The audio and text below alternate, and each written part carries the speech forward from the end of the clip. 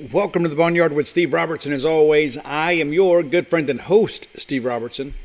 Here on the Hump Day edition of The Yard as we record right here around midnight.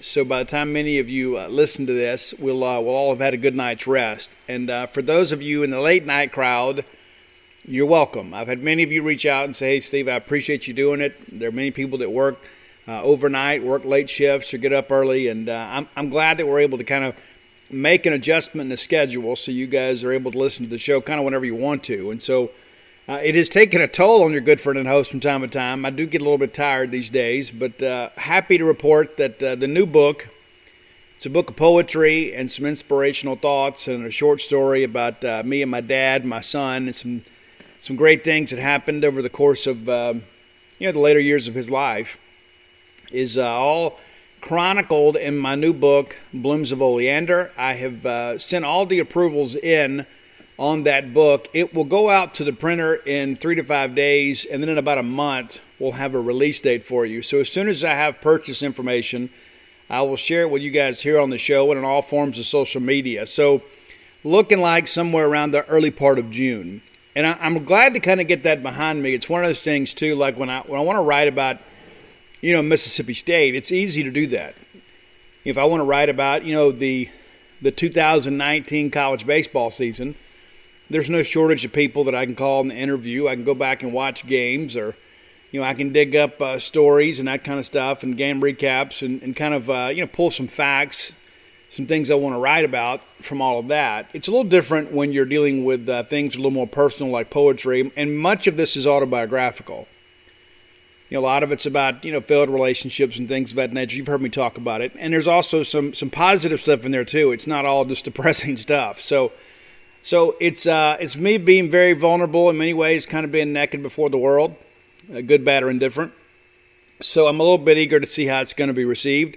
I don't expect to sell nearly as many books that I do with this as I did with Flim Flam, Stark Villains, and Alpha Dogs. But I'm very proud of the work. I'm ready to have this part of it over. I'm ready to get through all of this and kind of get it on the shelves, and then be able to have something tangible that people can purchase and kind of keep. And your support has been tremendous. I thank you guys so much for that. So Blooms of Oleander looks like a release date in early June, and so it'll be available on Amazon and in great bookstores around the state of Mississippi.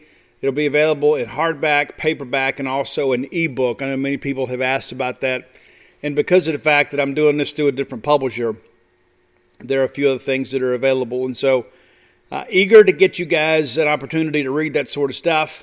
I've had many people tell me that the short story in there about me and my dad is arguably the best thing that I've ever written. And I never know how to take that. Like people have said, hey, Steve, I think you've got a winner here. So I share that with you guys because I think that, in some respects, we've all probably felt the same way about many of the same things. So I've written that, and as soon as I got done with the writing process for this book, I said, I don't know if I'll ever do this again. But now that I've probably about it kind of had that in rearview mirror for a month, I thought, maybe we'll do this in a couple of years. Maybe every couple of years in between Mississippi State books, maybe I'll do this. And it's not necessarily a money-making venture. Of course, I do hope to make some money in it. But at the same time, too, it's really about expressing art and some things that are very personal to me and things that are very heartfelt. And so I'll look forward to doing that again. So that's kind of the tentative plan. Next year, the current plan is to write a book about Mississippi State baseball.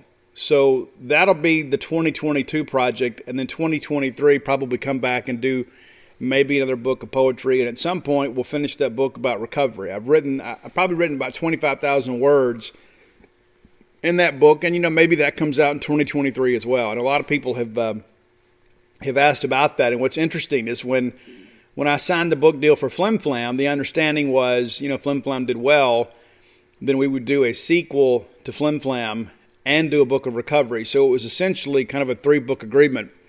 Well, I still haven't gotten around to that because you guys were so happy with Stark Villains, we decided to go ahead and write a sequel to that. And when I first sat down to write the sequel to Flim Flam, my heart just really wasn't in it. I said, I don't know if there's enough story here. We need to let some time pass and kind of see how things go. before we kind of follow up with Flim Flam. But there are still some cool things going on with Flim Flam. We'll talk about those when we can. I'm eager to share that with you. But, yeah, it's going to be an interesting year. But the next few years, I'll be very, very busy. And it's interesting, too. When I sat down and, finished up Flim Flam, you begin to ask yourself, how many of these do I have in me? Can I sit down and do these things again? And it was very, very, very, very, very relieving to get Stark Villains done because, Flim Flam was a book that had a lot of controversy. Even though it was a book of facts and a book of truth, it still took a big emotional toll on me because, every single day you're sitting around waiting for a process server to come, even though I hadn't done anything wrong. It doesn't stop anybody from doing anything stupid. But Stark Villains was more of a good news book, and so I got a lot of joy from doing that and learning a lot of things about Mississippi State. And so when we got ready to sit down and do Alpha Dogs, I kind of understood the format and kind of how all that worked, and so it was a lot easier to do that. Alpha Dogs is essentially my quarantine project, and so I never expected to have, 4 books in basically, 5 years. Flim Flam comes out in 17, and then we do, Stark Villains in 19, and then Alpha Dogs in 2020, and now Blooms of Oleander in 2021. So a lot goes into this work, and it's never anything easy, but it's also very, very rewarding. And you guys have been so incredibly gracious. And many of you have come to book signings and said, hey, listen, Steve, this is some of the best stuff I've ever read. I can't begin to tell you what that means to me. When I first moved to Starkville, when I was making the plans back in 2014 to move up here full-time and make Starkville my home, that was one of the goals of mine is I wanted to tell more of the Mississippi State story because we have not been fairly represented in Mississippi's literary heritage. And so I saw a need there, and we jumped in there, and it's been absolutely wonderful. It's been everything that I hoped it would be and then some. But the main thing, too, is just, being able to tell our story and kind of share our vantage point about the rivalry and about, some great moments that we've all come to celebrate. And so if you're looking for those books, you can find them at alphadogsthebook.com. And we're still doing really well with the Stark Villain shirts. I have people that contact me and may end up making some changes in kind of how we distribute all that. I'd really like to have more of a retail presence with those shirts because, at least once a week, I have people that say, hey, where can I get the shirts? I hear you talking about them. You go to starkvillains.com. Pretty easy, pretty simple. The good folks at Deep South Pout, the same management group that handles all that, handles the shirts. So we'll see how that kind of progresses and grows, but that has not gone away. And many people have said, hey, Steve, I'd like to get a hoodie and this or that or whatever. So I've got a lot going on, to say the least. So I want to make it as accessible to you guys as we possibly can be. I want it to be a good experience for everybody involved. So, again, find the books. You can get signed, personalized copies. That's the thing. If you go buy it on Amazon, there's no guarantee it's going to be signed because if it's an Amazon book, it's not going to be signed. But if you buy it through a Mississippi bookstore or through the website directly, you can get it to say whatever you want it to say. If you want to give that as a gift or whatever, we're happy to do that. So, again, that's alphadogsthebook.com, and you can get everything there, Flim Flam, Stark Villains, and Alpha Dogs. So that's where we are with all that. Big show today. Done a lot of research, got a lot of notes for today's show. I'm going to talk a lot about college baseball. That's kind of where we are. And we are a baseball school. I love college football. I love it more than a friend. I really, really do. But this time of year, college baseball is really beginning to heat up. We've basically got 4 weekends of SEC play left. There's a lot of confusion out there with a lot of people on how this NCAA regional selection process is going to go. And the truth of the matter is, it's not really going to be any different. The one caveat is the fact that it's going to be about COVID protocol testing, that sort of stuff.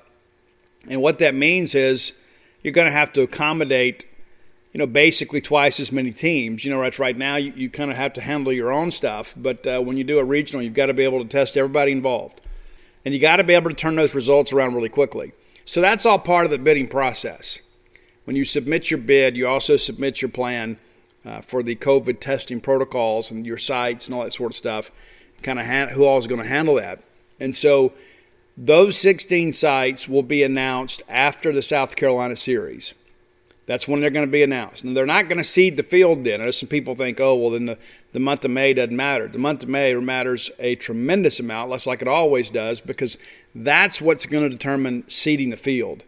It's not going to be as simple as, okay, well, we already know that we're going to be a top 8 national seed come May 10th. That's not the understanding that I have. Going to announce the 16 regional sites. They have done that before. It was always usually announced right in that weekend of the SEC tournament. And then once the tournaments are over, they announce the top 8 national seeds in the full 64-team field. So really the only difference in that respect is that we're going to announce the regional sites much sooner, and any upsets in the regional round will not lead to a number 2 or 3 seed hosting a super regional. And what that means is that of those 16 sites, they're going to 8 of those 16 regional hosting sites will host super regionals, whether your team advances or not. Let's say, for an example, that Arkansas gets a top 2 national seed, and they get upset in the regional. Well, if they were selected as a super regional site, then Fayetteville would host 2 teams that are not named Arkansas. So once you submit your bid and you agree to do that, you're locked in whether your team advances or not. That's in the literature. So what happened with us back in 2007, I guess it was, when Mississippi State and Clemson both upset number 1s in the regional, we hosted a super. Well, that would not be available to us this year. We would be on the road playing in a neutral site. So it is kind of convoluted, and I understand that. And as we get closer to it, we still got a couple of weeks to kind of figure some things out. We'll have more information about that. One of the things that you can be certain about is that Bulldog Burger Company is always a number 1 seed. They're a super regional host site every time that you need a great meal. 2 great locations to serve you right here on University Drive in Star Vegas and on Gloucester Street in Tupelo, coming soon to Ridgeland as Bulldog Burger Company begins to take over the world. Have the spring rolls. They'll make you better looking. It's a science deal. I mean, I don't make the rules. I just let you guys know. Have those spring rolls as your appetizer, and you and everyone around you will be better looking. We all need more of that. Find your own favorites. I'm really big right now on that grilled chicken club. Matter of fact, the last 3 of the last 4 times I've gone in there, that's what I've had. The other time I had the BLT salad, which I think is the most substantial salad in Starkville. It's fresh, it's delicious, and you always get your money's worth. I've had many people reach out to me and say, you know what, Steve, you're right about those portions. I've never left Bulldog Burger Company without maybe leaving a little something extra behind, just because of the fact that the portions are so substantial. Go check them out today. It's time to go back. Bulldog Burger Company, the place where people go to meet. MEAT. All right, so let's talk some baseball. Try to relax a little bit here. Speak down in a language and a tone that everybody can understand. So Mississippi State controls its own destiny to become a top 8 national seed. We don't control our own destiny to be the SEC regular season champion. We are still very much in the mix there, but we need some help from around the league. So let's take a look at the standings right now here today. Vanderbilt and Arkansas, both 13-5 records. Tennessee right there at 12-6, a game out of first, and then Florida, South Carolina, Mississippi State all right there at 11-7. So we're 2 games out of first. But of those teams that are in contention, we arguably have the easiest path to win the SEC title. We have a really good chance to start stacking some wins beginning this weekend. 4 series left. The State should be favored to win all 4 of those series. The most difficult one, of course, being the road trip to South Carolina. South Carolina very much in the mix, too. Probably doing a little bit better than many people anticipated. I think the Gamecocks are a tough out. I mean, it's going to be difficult to sweep them. But if we go up there and win that series, that's the thing you begin to look at here, is with 4 series left, if we play all 12 games and State wins all 4 series, well, then all of a sudden you begin to think, okay, well, that's 8-4. So you take that 8-4 mark and you put it with what you have now, that would make Mississippi State 19-11. Now, in order to win the SEC this year, we're going to have to win 20 or more games. I mean, obviously there can be some upsets along the way, but to expect Vanderbilt and Arkansas both to lose multiple series is probably a little bit unrealistic. So we're going to have to sweep some people along the way. That could start this weekend with Texas A&M. A&M is having a very difficult year, as you guys are well aware. In the league, A&M just 5-13, 24-19 overall, and 4-8 on the road. One of the worst teams in the conference on the road. So let's say we take those 3. Well, now all of a sudden that changes the complexion. Now all of a sudden you're looking to be a 20-10 team. Still probably need some help around the league, but if you're 20-10, you're certainly in contention there. Let's say we go to South Carolina, we take 2 out of 3 there. Well, you're still on pace right there just because, again, we talked about having to win all 4 of these series to give ourselves a realistic chance. Well, then you have Missouri coming in. In Missouri, 5-13 in the league, 12-26 overall. We have to sweep that weekend. Then you go to Alabama after that, and Alabama is an improving team. They're 8-10 in the league and 24-15 overall.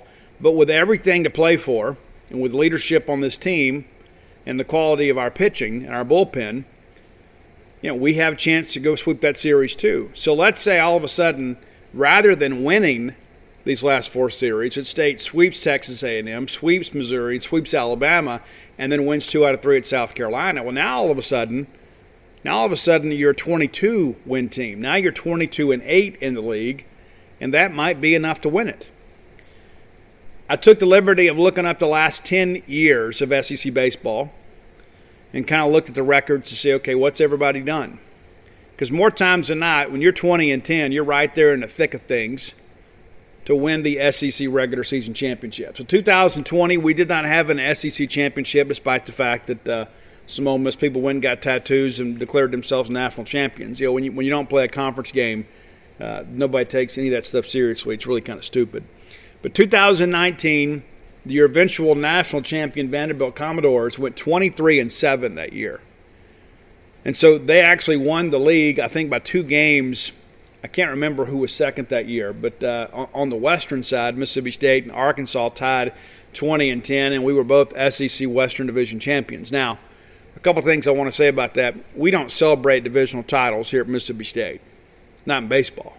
We'll do it in football. We don't do it in baseball. We finished 20-10, tied with Arkansas, and some people said, well, yeah, Arkansas is the true champion because they swept us. And you know what? I can appreciate your line of thinking, but the SEC office doesn't differentiate. The bottom line is the record is the record. There is no tiebreaker except to go to the SEC tournament. So we were co-West champions for whatever that's worth. We ended up going to Omaha. 2018, the University of Florida won the SEC regular season champion with a 20-10 record.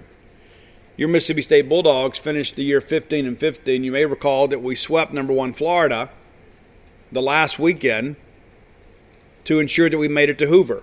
Kept our hopes alive, went 0-1 in Hoover, and still managed to make it to Omaha that year. Florida was basically running away with this thing, and they came to Starkville, and all of a sudden Elijah McNamee woke up and became the player that we all hoped he would be. Really carried us in that postseason. 2017, we had a 2-way tie. We had University of Florida and LSU with a 21-9 record. Mississippi State went 17-13 that year. We made it to Hoover. We made it to the regionals, and then we made it to the Supers. You may recall that's the Andy Cannizaro year. Went down to LSU and had a chance to win both of those ball games. Just didn't have enough pitching to kind of sustain it down there.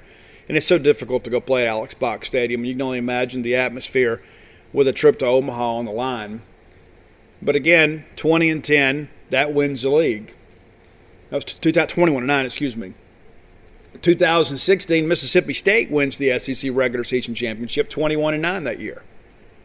So again, you start looking at the numbers that are available to Mississippi State and the wins that are available, and you begin to kind of realize this is kind of the target. You want to get to 20-plus wins to have a realistic chance of winning the SEC regular season championship. 2015, LSU wins the league with a 21-8 record. They had a game rained out. Mississippi State went 8-22 that year, did not participate in postseason. We've missed out on Hoover. 2014, the University of Florida wins the SEC regular season title with a 21-9 record. Mississippi State goes 18-12, makes it to a regional, goes 2-2 in a Lafayette regional. Probably should have won that thing. And listen, Lafayette was an old veteran team that year. If you recall, that's a year, too, that if we had won at UL Lafayette, we would have had an opportunity to play a super regional at Oxford. And I think the world could have exploded. Backing up a little bit more there, 2013, Vanderbilt, one of the best years in recent history in SEC baseball. They go 26-3 in the league that year. State goes 16-14, and you know what? It wasn't Vandy that ended up in Omaha playing for a national championship. It was Mississippi State with their 16-14 SEC record.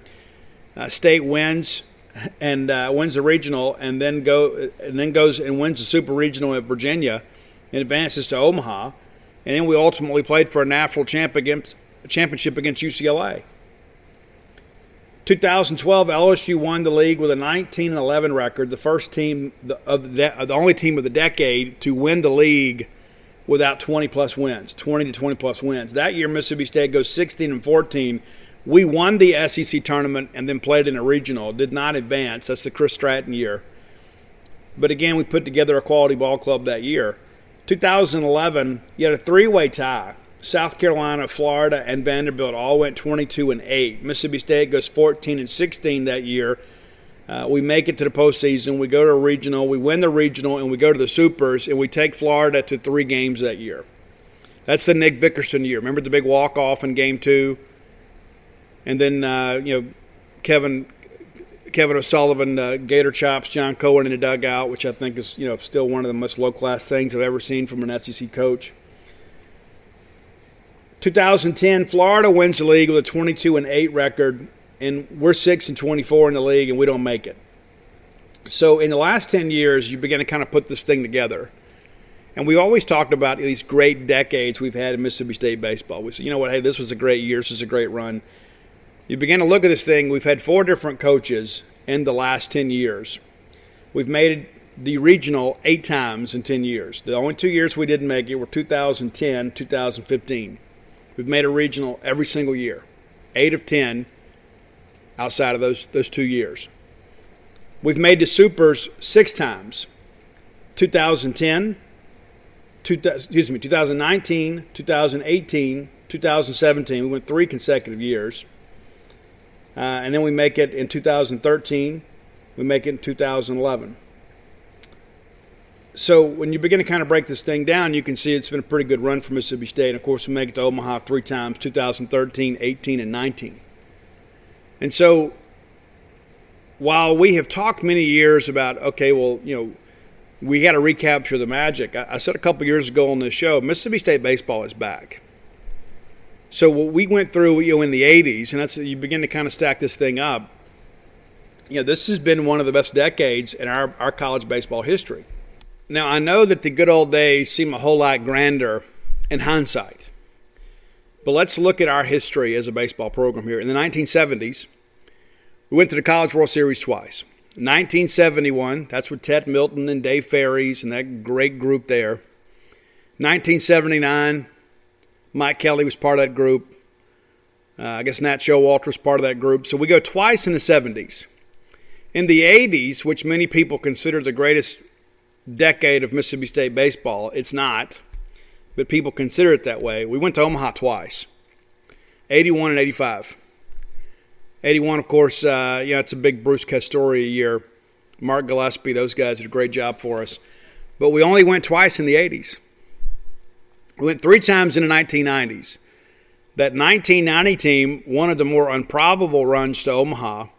89, of course, we were absolutely loaded. Many people consider that the greatest team in the history of Mississippi State baseball. And while that team may not have had a Clark or Palmero on it, they were more solid 1 through 9. A much better offensive team than 85 was. 85, pretty good defensively. But the 89 team absolutely exploded, broke many school records. But 1990 is the group that makes it to Omaha. 89, Mississippi State, number 1 team in the country much of the year. We get upset by North Carolina in the regional. And then in 90, we break through and make it to Omaha. It's crazy to think about that. We didn't make it back to Omaha until 1997. 97 and 98, of course, that's Polk's last year, McMahon's first year. Those are the Eric Dubose, Brian Weiss, Brooks Bryan, Chris Lauderhouse type years, Richard Lee. Some great teams. But again, we only went to Omaha 3 times in the 1990s. In the 2000s, we went twice. Went once, 2007. And that was one of those teams that just kind of got hot late. That's the Mitch Moreland team. That's the Chad Crosswhite team. That's a team that really overachieved and just simply got hot late. And there were a lot of people, a lot of people thought Ole Miss was a chance at their breakthrough year, and it proved not to be. We had an absolutely great run to end the year. And then we get into the 2010s, and we've gone three times. So that matches the greatest decade in Mississippi State, baseball history. And so this recent run that we're on, we had the added round of games with the Super Regional, which really kind of leveled the playing field in many respects for mid-majors. Because everybody's got 1 to 2 good pitchers. But, when we had those 8-team regionals, most teams just simply ran out of pitching. And so the bigger Power 5 type teams just about always advanced just because of the fact you just wore people down through a war of attrition. So it took us a while to kind of adjust to that. We got to host all the time. Sometimes we'd get this peach of a draw, and we'd make it. But the recent run that we have had is basically unparalleled in Mississippi State college baseball history. And so I say that to say this. We are trending towards our first national championship. Don't know when it comes. Maybe it comes this year. I don't know.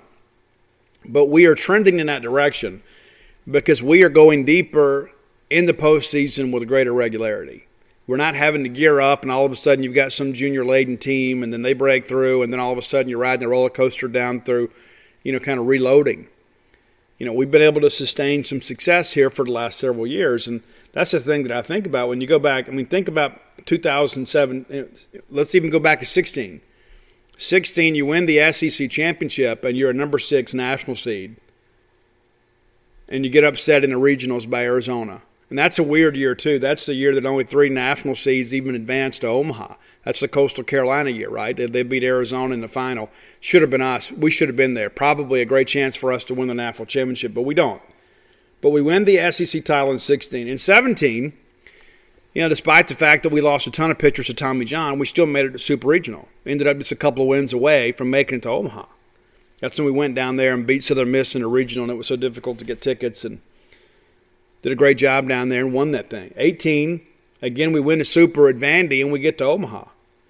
2019, a weekend we'll never forget, we win a Super Regional over Stanford. And so you go back and look, the last 4 years that there has been a College World Series, Mississippi State has been right there in the mix, either going to Omaha or right there in the Super Regionals with a real chance to get to Omaha. And so the more times we go, the math just seems to work in your favor. Now, don't tell Florida State that, but you kind of understand my point. We had some years, and you go back and look at it. I mentioned earlier, we didn't go in 2010, and that's 3 years removed from an Omaha team. And then the very next year, we're in the Supers in 2011. We win the SEC Tournament Championship in 12 and get into a regional. 2013, we play for national championships. So you can kind of see the development they're kind of building and building. 14, we kind of reloaded a little bit, and we lost that regional there. 15, we kind of hit the end of a talent cycle. And then 16, we're right back where we were. But we appear to be kind of avoiding those dips.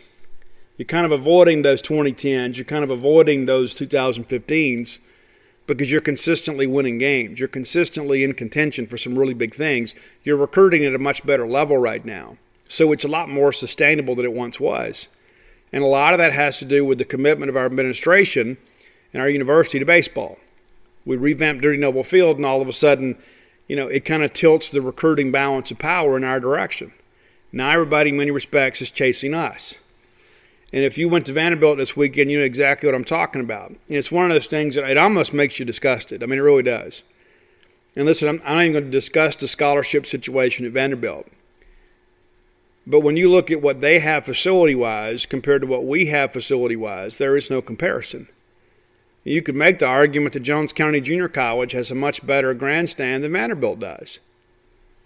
And you think about all the money we've allocated for baseball, it just seems unfair that they've got 2 national titles and we have none. Now, we all know kind of the reason behind that. But listen, the bottom line is Tim Corbin and his staff put a quality product on the field. They win a lot of ball games. No matter how they get those players, they still got to go win games, and they have. And so it's still just a matter of time before we get one. And I know it's one of those things, too. I just kind of feel like once the ceiling is burst for us, that we're going to be a regular. I'm not saying that we're going to be LSU. That wasn't in the 90s. But I think once we win the first one and we prove we can do it, then all of a sudden you can kind of break through, too. And I think that opens some new recruiting doors for you that perhaps you hadn't had in the past. It's like, yeah, it's great. Dirty Noble's great. Mississippi State's a great team. They win a lot of ball games, but they can't win the big one. And if you don't think that's used against us, you're kind of kidding yourself, because that's the reality of it. He's like, yeah, you can go over there and do that. But you know what? We're at LSU. We've won 5 national championships. You come to Vanderbilt, we've won 2 national championships.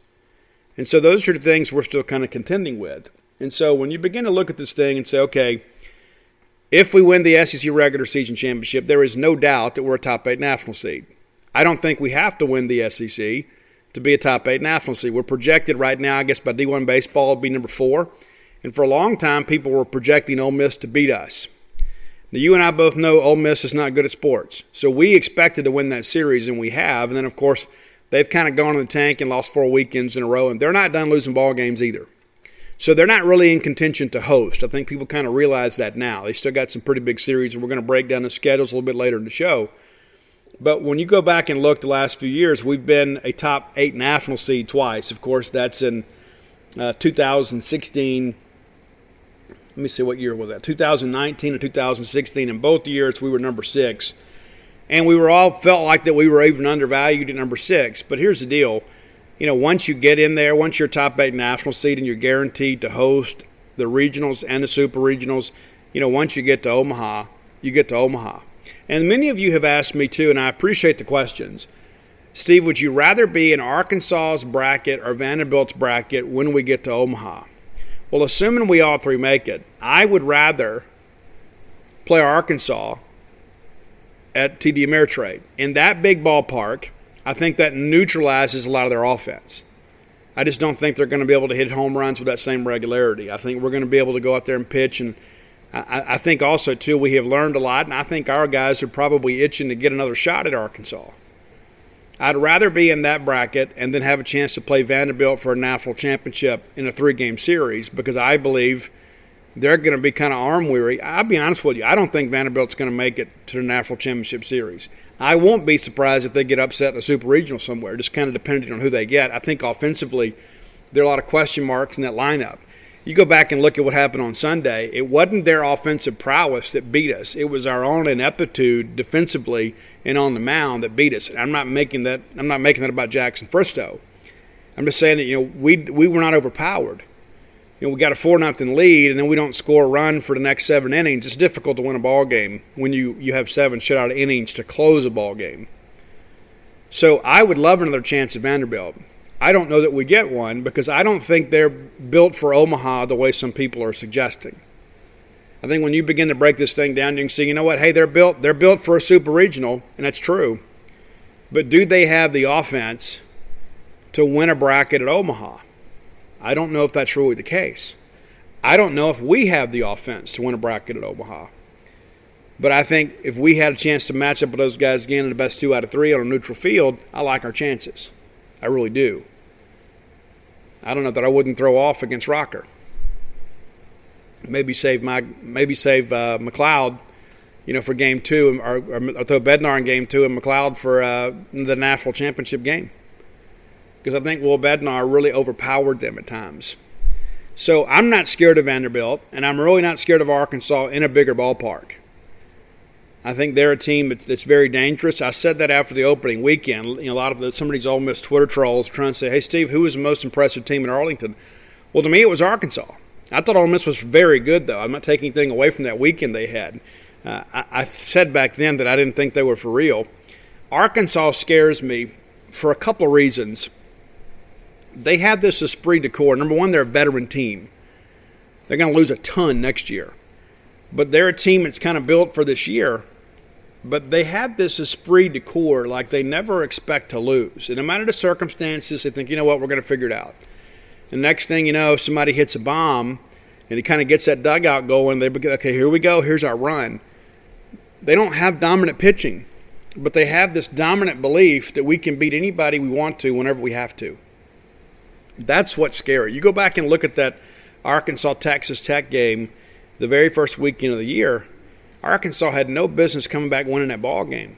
But they began to kind of believe it is their destiny. It is their manifest destiny to win a national championship this year.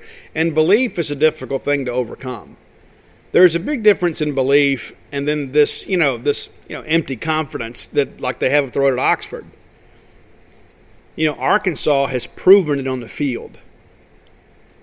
for year after year after year. They're kind of like us. They're just knocking on the door of that national championship, and you think, okay, it's just a matter of time. They're going with a greater regularity. They're recruiting at a better level. They're committing to better facilities, and it just seems like, you know what? It's kind of a race between us and them to see who's going to win one first. At Ole Miss, it's a much different situation. I don't think they've got a bunch of grinders on that team. I think that's what Arkansas and Mississippi State are founded on. I think it's like I've heard people say, you recruit who you are. Now, you may go out and offer a bunch of other kids, but you attract the guys that mirror your value system.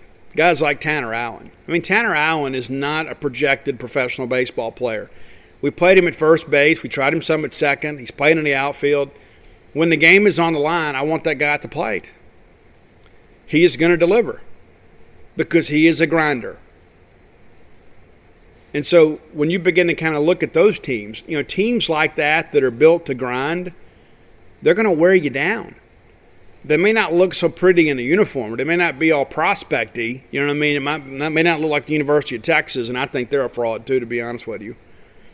But when you begin to kind of break this thing down, all of a sudden you get these teams out here that are grinding out at bats and running pitch counts up, and they get into your bullpen, and then you got guys out there dancing around on the bases, getting in your pitcher's head. Those teams win. It's not the teams that have their SID do their best baseball playing for them in the preseason, that are constantly emailing Aaron Fritt and Teddy Cahill and Kendall Rogers telling everybody how great they are. And if you don't think that happens, you're kidding yourself. There's some people out there that absolutely inundate the college baseball media. And listen, that's their job. But there are some people, that's the best job they do all year. It's like they're preseason national champions. They're preseason top 8 national seed. They're always preseason 8 for Omaha until it's time to go play the dadgum games. And then all of a sudden everybody's like, oh, well, this talent we got, why are we losing? Our coach must be awful. No, your coach is not awful. It's just you've got unrealistic expectations of your team because everybody else has told you how great you are. Well, Ole Miss was picked the West, and Arkansas was picked third in the West. I said on this show then, I think people are sleeping on Arkansas. I think people are sleeping on Arkansas. And I said it then, and I mean it now. If we get a chance to play them in Hoover, we'll see how the pitching matches up. I'd love to play them in Omaha, though. I would absolutely love to play them in Omaha because I think we can run and defend in the outfield pretty well. I think Braylon Skinner gives us some advantage out there and left. And they're a team, too, that's kind of built to play in their ballpark, and they came down here and played pretty well in ours. And those are the things you look at and kind of scare you a little bit, But, I think Arkansas is the one team I look at and I say, you know what? If those guys get on a roll, they could roll right to a national championship. So that's kind of how this thing breaks down. And, again, we'll break down a schedule this a little bit later in the show. But I'm excited about our prospects. Again, you begin to think about, okay, we win 20, 21, 2022 games. We're assured of a top 8 national seed, probably get one even at 18 and 12 because of RPI. And let's take a look at the RPI before we move on. All right, so according to D1 Baseball, and of course the NCAA will have their own RPI, which is the Ratings Performance Index. But according to D1 Baseball, Arkansas, number 1 in the RPI. Is QuickBooks slowing your business down? Do you have challenges managing inventory, project profitability, or just getting paid fast enough? Get your business to a better place and graduate to NetSuite today. Stop paying for multiple systems that don't give you the information you need when you need it. Ditch the spreadsheets and all the old software you've outgrown. Now is the time to upgrade to NetSuite by Oracle, the world's #1 cloud business system. NetSuite gives you visibility and control over your financials, HR, inventory, e-commerce, and more. Everything you need, all in one place, instantaneously. Whether you're doing $1 million or hundreds of millions in revenue, save time and money with NetSuite. Join the over 24,000 companies using NetSuite right now. Let NetSuite show you how they'll benefit your business with a free product tour at netsuite.com/info. Schedule your free product tour right now at netsuite.com/info, netsuite.com/info. So chances are, if the tournament started tomorrow or this weekend, Arkansas is your top national seed in the tournament. Number 2 is Fairfield. They're still 25-0, and they have a real chance to go undefeated in a regular season. They don't really play anybody. They're a team, too, it's going to be interesting to see how the committee handles this. Fairfield obviously is a team that, their strength of schedule is not very good, but they're still winning, and they're 2 in the RPI. So what do you do with them? Well, they're not going to be a top 8 national seed, which will raise a lot of fuss and everything else. Probably the best thing that could happen for the NCAA committee is for Fairfield to get upset at some point. But I don't know how you don't make them a host site, and how do you not make them in the 16? And if they go undefeated and win their conference tournament as well, you could certainly make a case that they deserve to be a top 8 national seed. That'll be awfully interesting because there could be some people out there that think that they're more deserving because they played higher quality competition. What's interesting, too, is Fairfield playing just about every game at home, 20-0 at home. Vanderbilt, number 3 in the RPI, not unexpected. Tennessee, number 4, and, of course, that hasn't been updated since their loss tonight. TCU is number 5. Mississippi State comes in at number 6. Oregon, 7. Texas, 8. Arizona, 9. South Carolina, 10, which really makes that series next weekend even more important because that's going to be a nice RPI builder for Mississippi State. You want to know one of the reasons why we hadn't rescheduled Jackson State, Mississippi Valley? Well, this is one of the reasons why. We're right in the thick of things for a top 8 national seed. We don't need to do anything. Hurts our RPI. UNC Charlotte is 11, which is kind of interesting. So good for those guys. They could be somebody that could ruin somebody's season. Wright State, they're at 12. ECU at 13. Cliff Godwin's done a good job there. It's incredible to think that he hadn't had a big job since then. Why hadn't he had a chance to go really get into Power 5 and do something major? We'll see. Notre Dame, they're at 14. Ole Miss at 15. And Ole Miss is doing everything they can to demonstrate to the committee that they don't deserve to host. And their regular season record will reflect that. Oklahoma State, they're at 16. Old Dominion, 17. Southern Miss, 18. Southern Miss could certainly play their way in to hosting. And right now they're projected as a number 2 seed in the Starkville Regional, according to D1 Baseball. And I'm perfectly okay with that. But I think they're a team, too, when this thing begins to break down. They've got some games on their schedule, too. They could win their league and possibly play their way into a hosting side as well. How interesting would that be if Mississippi State and Southern Miss host and Ole Miss does not in a year when a lot of people thought Ole Miss was the good number 1 in the country and had the big loud opening weekend there out in Arlington. That probably will not sit well with the Mike Bianco detractors in Oxford if Southern Miss happens to host along with Mississippi State. But the bottom line is this. Whether we win the regular season SEC title or not, and again, a little bit more about that later in the show, all we have to do is continue to win, and we're going to be a top 8 national seed. And I know on Sunday we dropped that game, and there's always these people that don't understand the process, and, well, that's it. No, that's not it. No. By winning the game at Vanderbilt, one game, number 1, that kept you in the race to compete for the SEC regular season title, but it also gave you a nice boost in the RPI. We have one of the few wins over Vanderbilt this year. You begin to look at their record. I think sometimes people forget. They're 31-7. 31-7. One of those losses to us, 2 to Georgia, 1 to Tennessee. So there's only a handful of schools that can claim a win over Vanderbilt. So now that we've got that one, we'll ride that. And listen, like all of you guys too, I wanted to win that game on Sunday, and we let them off the hook. We did. We would really be in the thick of things, not needing much help from anybody else if we won that ball game. We wouldn't be controlling our own destiny because we'd still be a game behind Arkansas.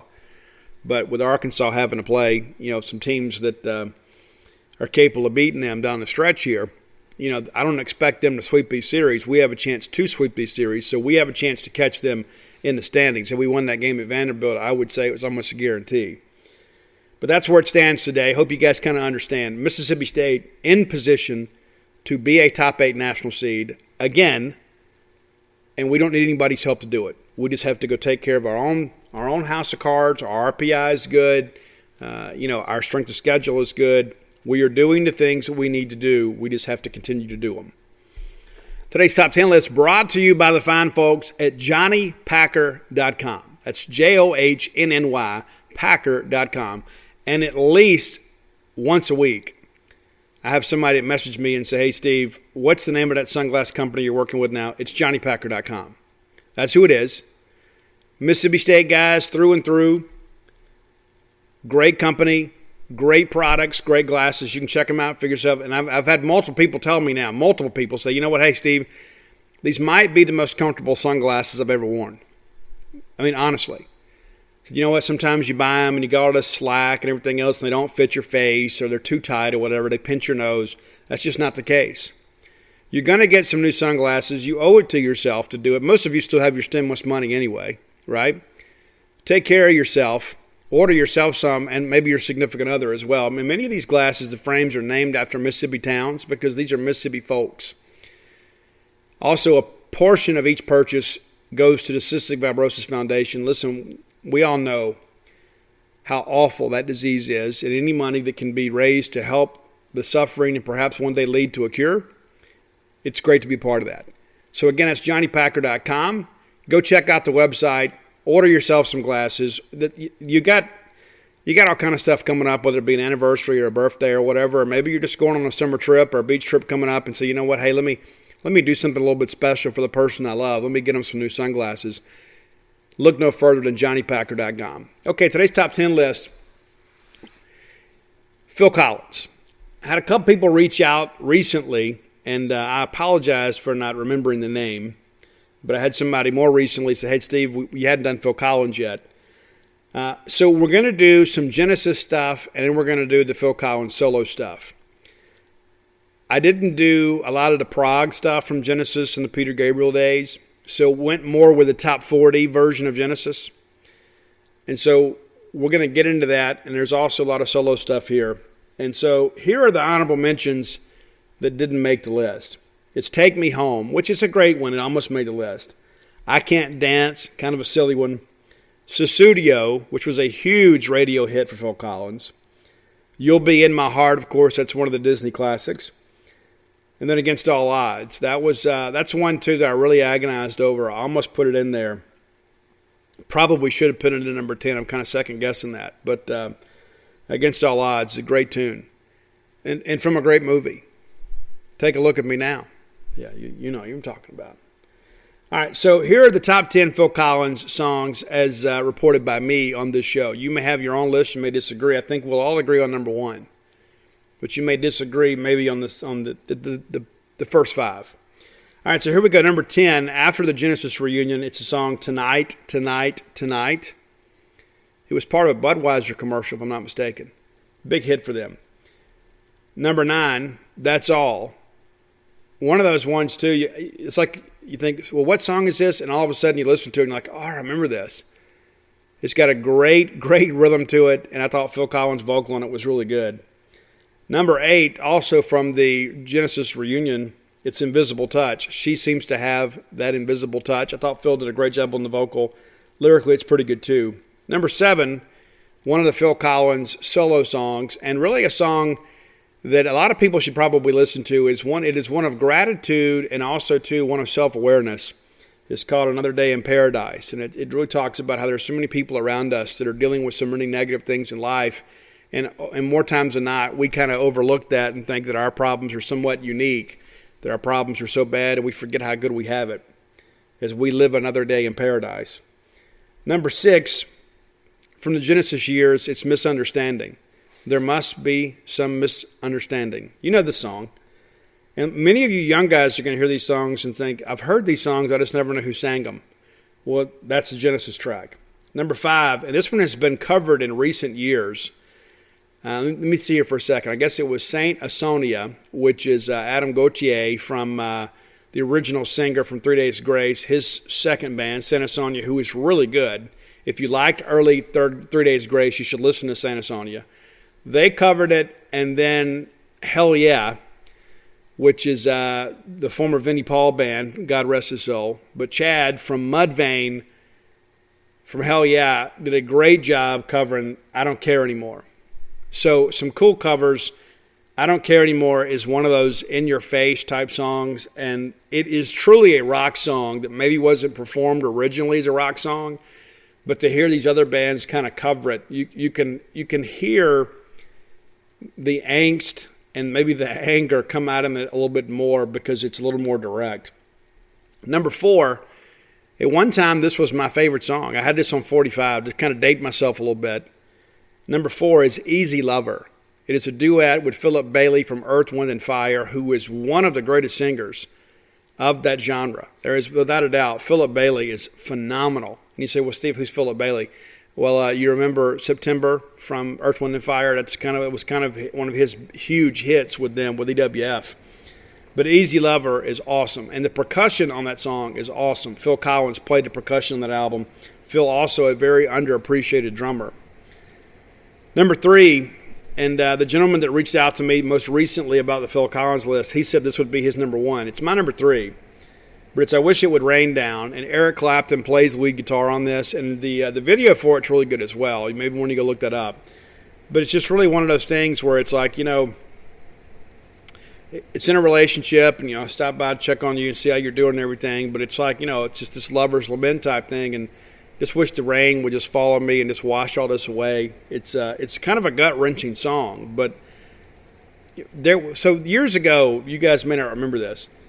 In the late '80s, early '90s, Hoopers in Hattiesburg used to have these crank it up competitions, and so everybody would kind of fine tune their car audio system to play these songs, and there would be these competitions, everybody would come and they would rate you on clarity and whatever. It was tremendous, and it was a great marketing tool for Hooper.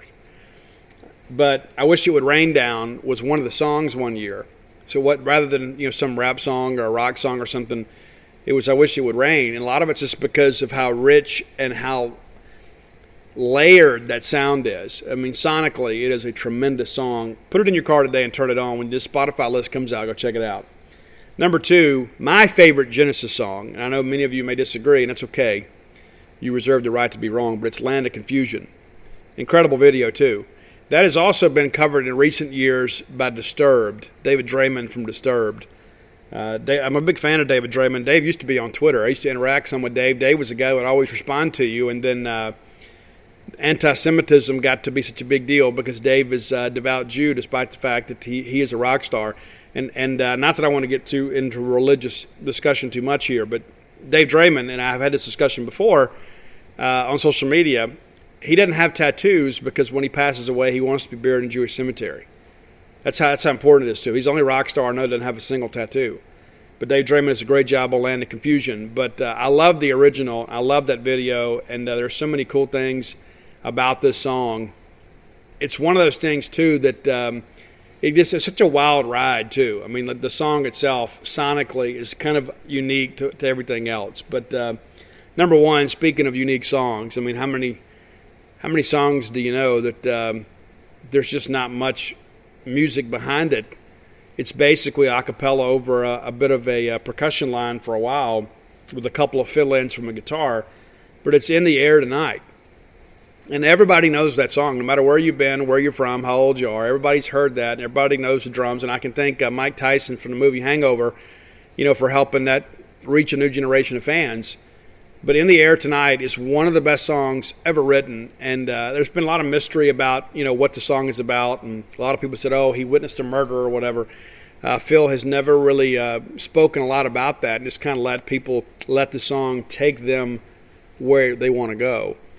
That's also a great version of this one, too. A great version by one of my favorite modern rock bands, Nonpoint. They did a cool version of In the Air Tonight, and I've had a chance to meet Elias Soriano and the guys from Nonpoint, and they almost didn't do it, because this is one of those songs that a lot of people didn't want messed with. But I think Nonpoint did the song justice, and also, too, it kind of brought that out. I know in the early 2000s or mid-2000s when their cover came out, I would go to high school football games, and then the high schools were playing that song. They're playing Nonpoint's version of In the Air Tonight. So go check it out. I really like this list, and I thank you guys for the suggestion. If you have suggestions for the top 10 list, reach out and let me know. I'm happy to do them. I might just use yours. And we've had some great suggestions here as of late. The homie Reed Sparks reached out and said, hey, Steve, I went to a concert recently. How about your top 10 rock concerts? So maybe we'll do that soon, too. And I'll do non-festivals, because I've seen some great bands at festivals at Rocklahoma and places like that. But there's something different about being able to watch somebody do a full set rather than just do a handful of songs. So Maybe we get to that next week, but that's your list for today. Reach out to me on all forms of social media at Scout Steve R. If you're not following me on Twitter, what are you doing with your life? Anyway. All right, this segment of the show brought to you by Campus Bookmart. Standing man, Miss Kathy Brown, the lovely, talented Susie. Everybody up there will treat you like family because in their mind, you are family. Many of you commuter students may use their free parking lot. They have a free parking lot out behind the building there. You can park for free. You can walk campus. You don't have to buy your parking pass. You can just park over there.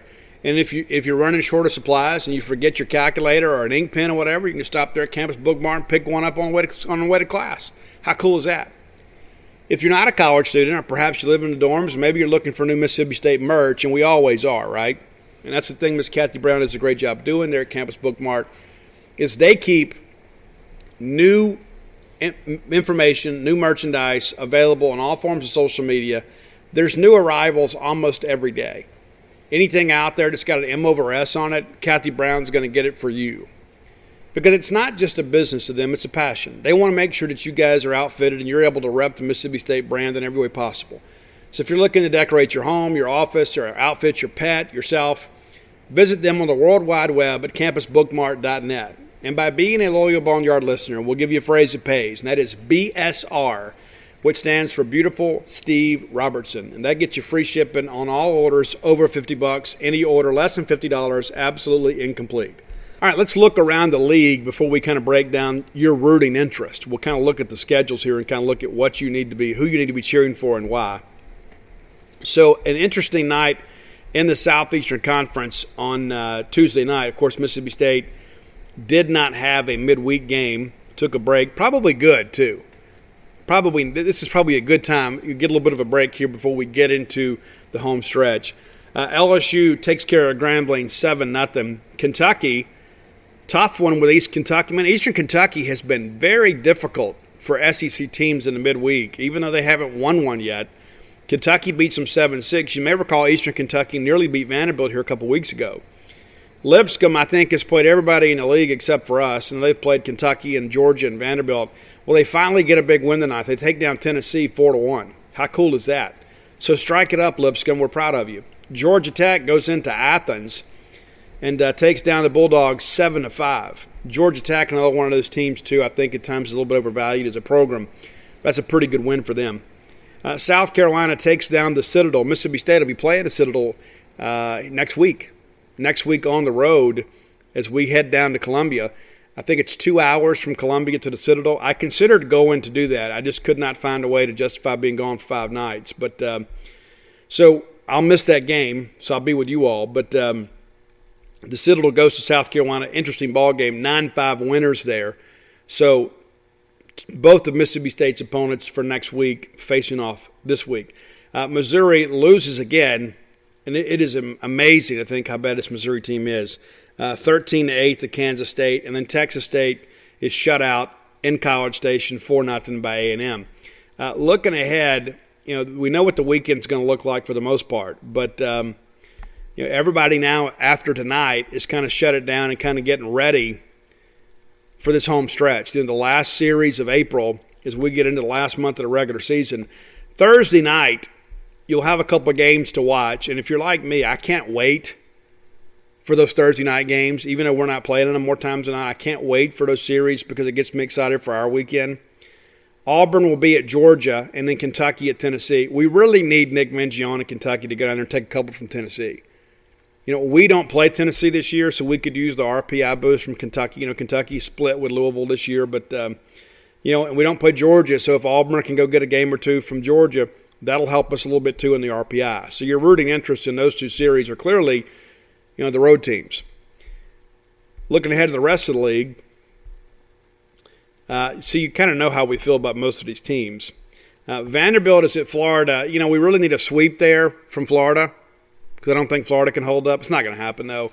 I think the best we can hope for here is that Florida takes a game, and then if we can get a sweep, then we pick up a game on Vanderbilt in the standings. We need a sweep, and we need Vanderbilt to split with Florida. We'd love for Florida to take the series. That would be great for us. But that's kind of how it's going to break down. And then, again, they're on the road down in Florida. And Florida's kind of figuring some things out, too. They're kind of just laying in the reeds there. They could be a team that could end up in Omaha as well. Arkansas is at LSU. I think this is going to be a very entertaining series. I really do. I think Arkansas is one of those teams, too, that, their pitching is just so up and down. And in that offensive ballpark, LSU and Arkansas together, I mean, you might see some church league softball scores all weekend. I mean, it could be an absolutely wild weekend in Baton Rouge.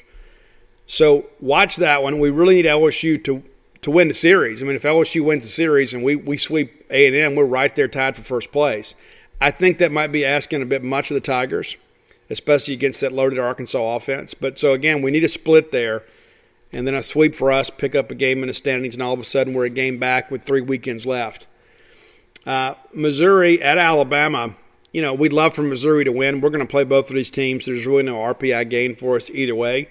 And we mentioned Auburn being at Georgia. South Carolina's at Ole Miss. Obviously, we'd love for South Carolina to win that series just because, our 2 favorite teams are Mississippi State and whoever's playing Ole Miss. And I think, too, Ole Miss is absolutely reeling now. If Gunnar Hoglund can go, he's going to go. And he should. But he shouldn't put his future at risk. And I don't want any of these kids to get hurt for any team. It's like if they get a little bit banged up and don't play well against us, okay, then so be it. I hope they make a full recovery on Monday. But, let's get a little deeper in this, though. Let's look at the teams that we're chasing and kind of look at these schedules. We mentioned Arkansas and Vanderbilt. Arkansas, in the final few weekends, really has a difficult schedule. And it's really advantageous to Mississippi State, where we don't. We have – us and LSU probably have the best schedules down the stretch. So we mentioned before Arkansas at LSU. Well, then they get Georgia at home. Now, Bama's a tough place to play, but Georgia does have a little pitching, so I could see Georgia taking a game. Then Arkansas goes to Tennessee. Tennessee does have some pitching, and they do have the one-night game. And here's the thing I'll tell you about Tennessee that I've learned because I went up there. It's amazing what you learn by actually getting in the car and going. You don't hit home runs in Knoxville at night. It's something about the way the wind shifts off the mountain at night. The air gets a little cooler or whatever. And so if you don't hit home runs before the sun goes down, you don't hit them. You have a lot of balls just down on the track, and that's what happened when we were down there taking some selfish swings a couple of years ago. So I could see Tennessee winning that Friday night game. And, of course, the next 2 games are middle of the day, so you may have some balls leave the yard. And then Arkansas hosts Florida. So they're going to face, 3 teams right now that are projected to be in the NCAA tournament field. And then the one that's not is LSU at Alex Box. It's crazy to think about that. They got to go to the box, and then they get Georgia, Tennessee, Florida. There's room for us to get some help with the Razorbacks. So Arkansas is not running away with anything when it comes to how this SEC race is going to play out. So let's look at Vanderbilt. We know Vanderbilt, obviously a very capable team. They got 2 great frontline pitchers, but they're also a team, too, that is kind of vulnerable offensively. We're chasing those guys, so we kind of know that we need somebody along the way to help us, but we have some help available. A lot of people have kind of wondered if Jack Leiter's in a pitching slump or whatever. I don't know, but I know this. I know as much as those guys pitch and as much as they kind of go through here and the things that they ask them to do, it is very, very, very easy to think that, they're going to be really arm weary at the end of the year. That needs to happen. But I hope they have great pro careers. So Vanderbilt, of course, at Florida this week. Then they host Alabama, and that's probably their best chance to sweep down the stretch. Then they go to Ole Miss. And it's going to be weird that weekend because we're probably going to be rooting for Ole Miss. I guess technically we'll be rooting for Vanderbilt to lose. But Vanderbilt, a road trip to Oxford in an offensive ballpark against a team that's going to be pretty desperate. I think Ole Miss at that point will have lost, a couple more series and be in a situation that they're going to give Vanderbilt their best shot. I just don't think that there's going to be enough for Ole Miss to win the series. But we need the Rebels to take a game. And then they host Kentucky to end it and need Nick Mingione to get a game for us. And so you can see every one of these. You say, okay, the trip to Florida, that's probably a split. Alabama could be a sweep. Ole Miss looks like a split. Kentucky could be a split. So you start looking at this thing and say, okay, well, Steve, they may only lose 2 to 3 games down the stretch. And so that just puts more pressure on us. That we're going to have to sweep those 3 series. And again, we're going to have to play exceptionally well to have a chance to win the SEC championship. But again, there is some help available. We just have to find a way to make up 2 games there against them. And so let's look again at a couple other teams, and then we'll kind of move forward here. We're right there with Florida and South Carolina in the standings at 11-7. And so let's look at this Florida schedule. They play Vanderbilt this weekend. It's a huge, huge series for us, even though we're not playing in it. But Florida, of course, ends the year at Arkansas. But those 2 middle series are, again, those are some games, too, you look at and say, Florida, if they play their best baseball, they could win. If they play like they have been, it could be difficult. So they host Vanderbilt, and then they go to Kentucky. Then they host Georgia, and then they're at Arkansas. And so all of those teams are going to be playing for something. Vanderbilt's still playing for a national seed. Kentucky's playing to get in the tournament. Georgia, of course, is projected as a 2 seed in the tournament than Arkansas. So there's not going to be any dead weekends in the Florida Gators schedule. They're going to be playing teams that are still playing for this year rather than playing for next year. South Carolina, again, kind of our surprise team this year in the league, probably performing a little bit above expectations. You look at the schedule, too, and again, we have a chance to take care of business when we play them. It's not an easy place to play in Columbia, but we've got to find a way to go down and get a series. But they've got some other games down the stretch, too, where we could get some help. Of course, they're at Ole Miss this weekend. We go to their place. Then they're at Kentucky, and then they host Tennessee. And so you could conceivably look at this and say, you know what? They could win a couple series, or they could lose all 4. And so the traffic can clear for us in many respects here in the next couple weekends. But all we have to do is keep winning. We take care of ours. There are going to be enough teams that we're competing with around us that are going head-to-head to kind of help us clear the traffic. We just don't need any of those teams to sweep. We need all those teams to drop a game. And that's the thing you begin to look at. That's how crazy things work this time of year. You say, well, there's no way Alabama takes a game from Vanderbilt. You just never know in baseball.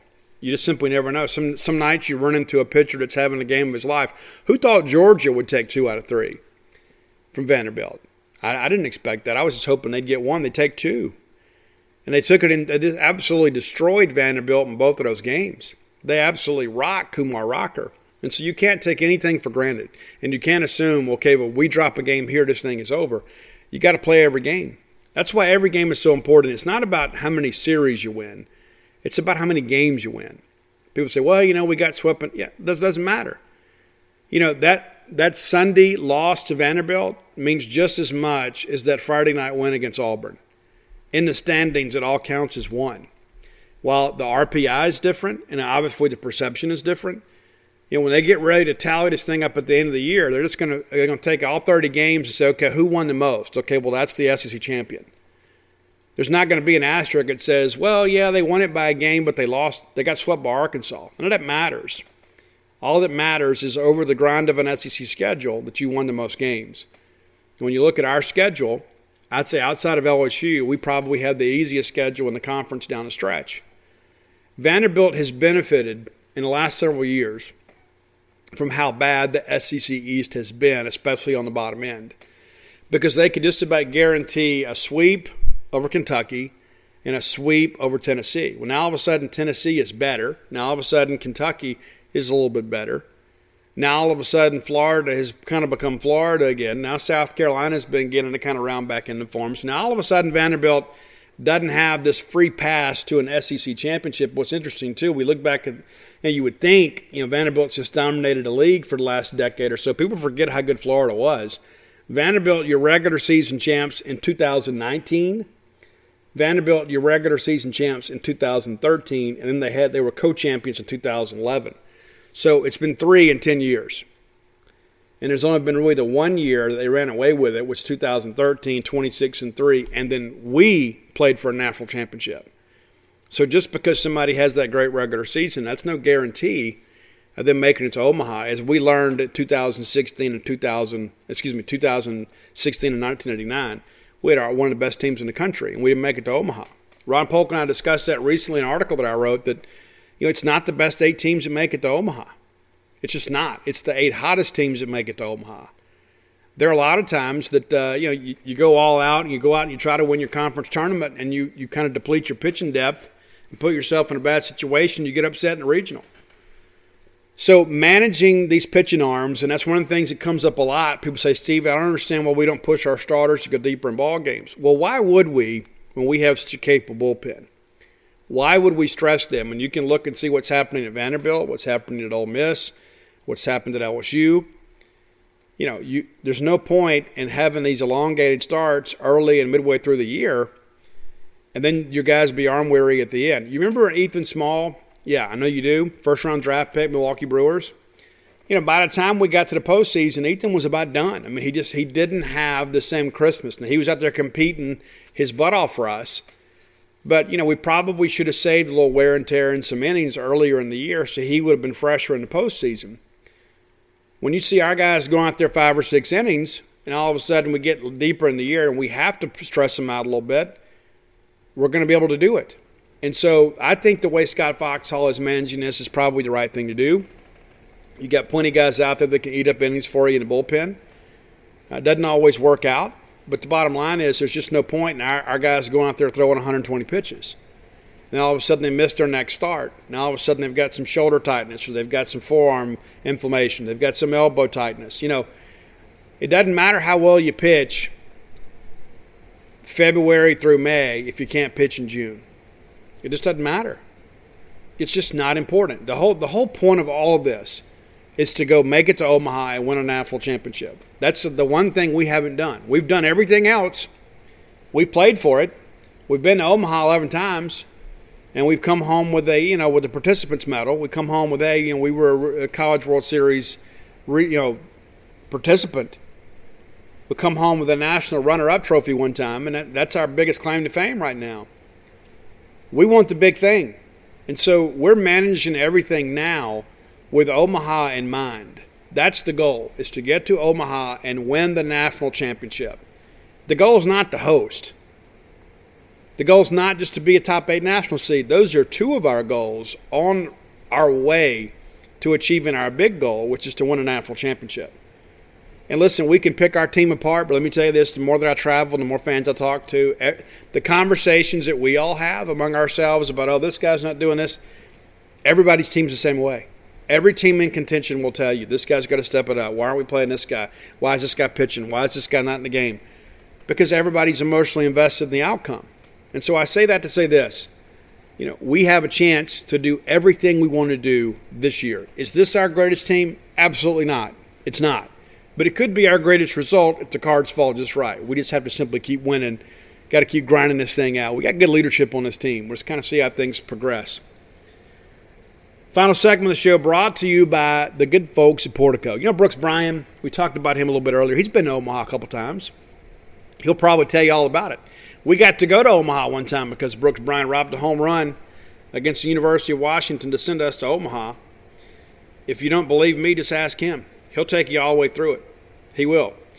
But listen, because Brooks is a Bulldog, Brooks cares about Starkville, Mississippi. Brooks, one of the developers of the new Portico residential neighborhood. It's really, really nice. If you hadn't been by there, let me encourage you, just ride out there and see for yourself. It's easy to hear me talk about it, but go see for yourself. If you're even thinking about, maybe purchasing a home here or moving to Starkville or, buying like a second home here, an investment property, you need to go check them out. So when you come off of 82 onto 12, like going towards campus, it's the very first right. Pat Station Road becomes Garrett Road as you cross Old West Point Road. You're 1.1 miles from campus. How cool is that? You've lived your whole life as a Bulldog, and you can live basically in the shadow of the goalpost of Davis Wade Stadium. 13-year-old you would be awfully impressed. Portico's got houses just about for every size family, in 1,300 to 2,000 square feet, 2-bedroom, 2-bath, to 4-bedroom, 4-bath. Got that walking trail and pavilion area, so if you want to do some entertaining and get out there and walk off some of those calories, you can. It's only going to be 51 houses total in the whole complex, and just about all of them in Phase 1 are gone. You probably can get in there, probably 1 or 2 of them left, and they're going to be a lot more in Phase 2. That construction is going to get started here soon. They're beginning to move dirt, kind of getting things ready to go, so you hadn't missed out. But you need to give Brooks a call to get more information. Brooks Bryan is my friend. He'll be your friend as well.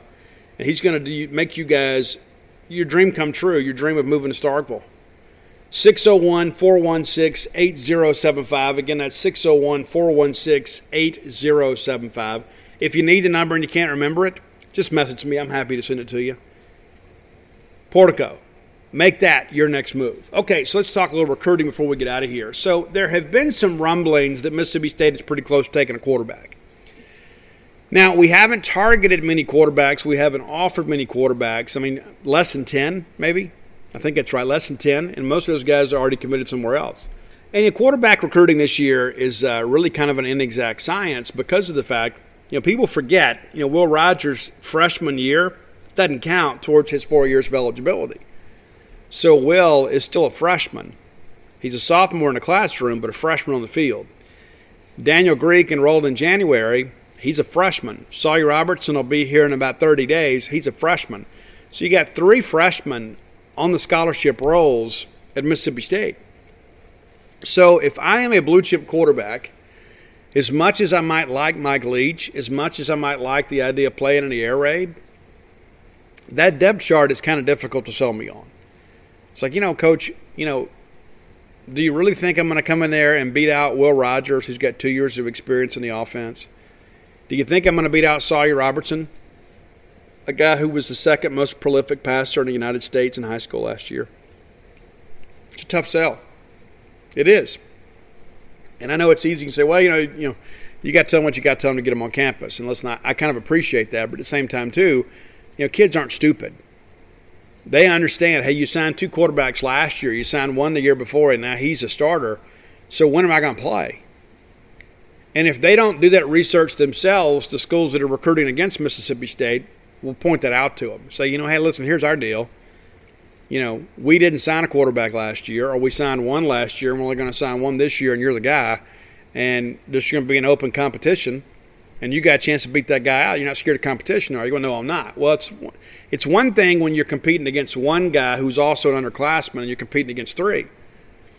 So Mississippi State, the door has not been open, for a lot of these blue-chip quarterbacks. It just hadn't. We went through some of this a little bit earlier in the process. I think sometimes we forget, that there's a lot of ebb and flow to the recruiting process. Looking at these quarterbacks here, according to 247 Sports, we have offered 9 quarterbacks this year. I believe that is probably accurate. Mike Leach makes those offers. Mike Leach is very involved in all that. Quinn Ewers, we offered out of South Lake Carroll, committed to Ohio State. Walker Howard, Jamie Howard's son, committed to LSU, and that was actually an offer that was extended by Joe Moorhead years ago. Ty Simpson's a guy that Dan Mullen actually offered, and then Joe Moorhead pursued. He's committed to Alabama. Cade Klubnik from Westlake there in Austin, he's committed to Clemson. Tanner Bailey, a guy from across the state line there in Gordo, we really thought we had a really good chance to him. He's committed to Oregon and Joe Moorhead. Nico Marichal is committed to Florida State at Chandler, Arizona. And so you look at these guys, and like Gunnar Stockton, of course, committed to Georgia. So, but you look at these guys and you begin to think, hey, we're on the right kids. We're out there offering these guys that are big-time quarterbacks. We just got to get one. Well, it looks like the guy we're going to get is Braden Locke. It looks like right now things are really trending well for Mississippi State. He has said that North Carolina and Mississippi State are his top 2. He took in a spring game at Mississippi State, and they went to spring game at North Carolina. Then there was talk about, I'm going to set up some official visits. Well, I'm told that time frame may be changing, and he may only take one official visit, and that would be to his school of choice. And so I understand that a commitment could come very, very, very soon. And listen, this is a guy that doesn't do a bunch of media. He's not a guy that draws a lot of attention to himself. In 2 years as a starter, he's thrown for over 7,500 yards and 92 touchdowns. The knock on him is that he's only about 6 foot 6'1". He's not a huge guy, so he's not out there. He's not getting a ton of these, Power 5 offers from teams that are looking for an immediate starter. And so he's probably exactly what we need, but also exactly what we can attract. So it could happen today. It could happen next week. It could happen, 4 or 5 days from now. I'm not exactly sure of the time frame, but I do expect Braden Locke to commit to Mississippi State here in the coming days. Now, this is a guy we've talked about on the message board now for a few months. And even when, it looked like that Tanner Bailey may be coming to Mississippi State, Braden Locke was a guy that was already a topic of discussion over on Gene's page. And then almost immediately when it appeared that Tanner Bailey was about to commit to Oregon, we offered Braden Locke. And so it's clearly a guy we've been on for a while, but it does appear now that Mississippi State has emerged as the leader for Braden Locke. If you go look at his film, he is an air raid quarterback. He is a guy that's very decisive with the football. He has a big arm. And again, not the biggest guy, but neither was Gardner Minshew. And Gardner Minshew, of course, now playing in the National Football League after playing for Mike Leach. And Gardner was a guy, too, grew up big Mississippi State fan, wanted to play at Mississippi State, didn't get the opportunity. I believe Troy was the opportunity out of high school, and then he ends up going to junior college and lights it up there, and then goes to East Carolina and was going to go to Alabama as a grad transfer, and then decided to go to Washington State and put together one of the best seasons in the history of Washington State football, one of the most prolific passers in college football. Really kind of captivated a lot of people that thought Washington State was going to play their way into the playoffs. If they'd beaten Washington that year, they probably would have. So I'm going to trust Mike Leach when it comes to quarterbacks. I'm going to encourage you guys to do it. And so when Mike Leach offers a kid, you need to pay attention. That's a guy, obviously, that the Pirate himself is kind of hand-selected. And so it looks like for the second straight year, Mississippi State will fill their quarterback needs out of the state of Texas. That's going to do it for today's show, man. Thank you guys so much for being a part of this and being so interactive with me on Twitter. And you guys do a great job with this, man. And listen, when you share the show, you're being the best friend your friends have. So retweet me or share it on Facebook. I really appreciate that. And listen, so much of you guys have sent so many messages of encouragement. And you've been so great to me and my family over the years. I barely know what to say. There's so many of you that have come up at a ball game or like I was this past weekend, I'm in Nashville, and every day that I'm walking into the ballpark, there's some State fan that comes up, hey, Steve, I love the podcast. And you know what? I love you too. And I thank you for that, because there are a lot of nights I sit up here and I'm just hoping that I'm doing you guys a good job and kind of letting you know what's really going on with Mississippi State athletics. And so when you come up and share that with me, it means a lot. Listen, there are a lot of Mississippi State podcasts out there. I support them all.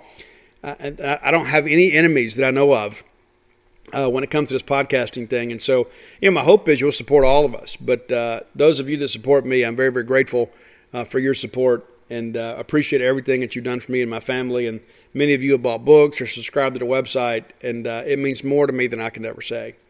But until next time, let's all live our lives in a way we make more friends than enemies, and people can see a difference in the way we live. For the ones who know safety isn't a catchphrase, it's a culture. And the ones who help make sure everyone makes it home safe. For the safety-minded who watch everyone's backs, Grainger offers supplies and solutions for every industry, as well as safety assessments and training to keep your facilities safe and your people safer. Call, click Grainger.com, or just stop by. Grainger, for the ones who get it done.